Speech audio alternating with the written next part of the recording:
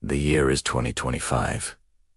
The silence is the first thing you notice. Not the peaceful kind, but the thick, heavy silence of a world holding its breath.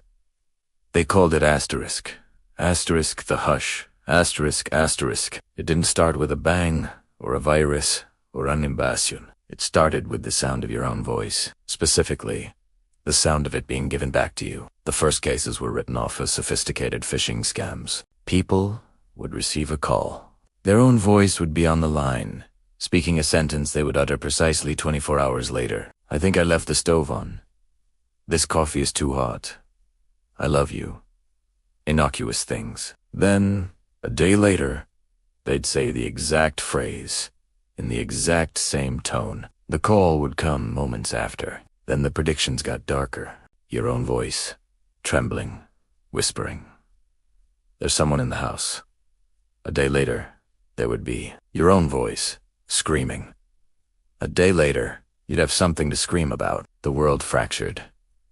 Do you trust the future voice? Is it a warning or a catalyst? If you hear your own voice sobbing, don't go to work tomorrow. Do you listen? What if going to work is what prevents the thing that makes you sob? The paradoxes drove people mad faster than the events themselves. That's when the hush began. People stopped speaking. If you don't speak, the logic went. Your future voice has nothing to record.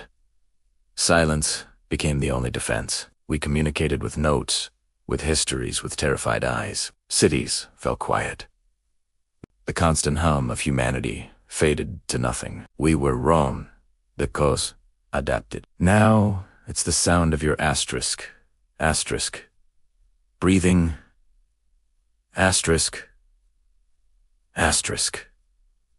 The slow, steady, then, 24 hours later, you hear that same rhythmic breath, but you're wide awake, and you realize it's not coming from your own lungs anymore. It's in the room with you, matching, waiting. Then came the final evolution.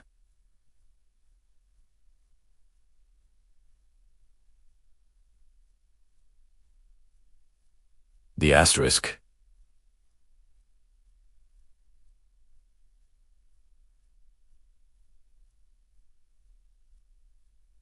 The asterisk body doubles. They don't look like doppelgangers. They look exactly like you, but livid in. They have the tiny scar you got yesterday, but it's already faded to white. They wear the clothes you're currently wearing, but frayed at the edges, stained with a future spill. They are you, 24 hours from now, and they are always hurt. They appear in your peripheral vision, a glimpse of yourself with a black eye, clutching a broken arm, limping from a wound you haven't yet received. They never speak. They just stare with your own eyes, full of a pity so profound it feels like hatred. They are living, breathing predictions, a walking preview of your next day's suffering. The government is gone. Society is a memory. We huddle in our homes, alone, because the worst thing you can see isn't a monster. It's your own face, bloody and broken, staring back at you from the foot of your bed, a silent promise of the pain to come. I've been hushed for 6 months. I haven't uttered a word. I breathe through cloth to muffle the sound. I've covered all the mirrors. But an hour ago, my phone lit up. No. No number. I played the voicemail. It was the sound of my own voice. It wasn't screaming. It wasn't sobbing. It was calm. Serene.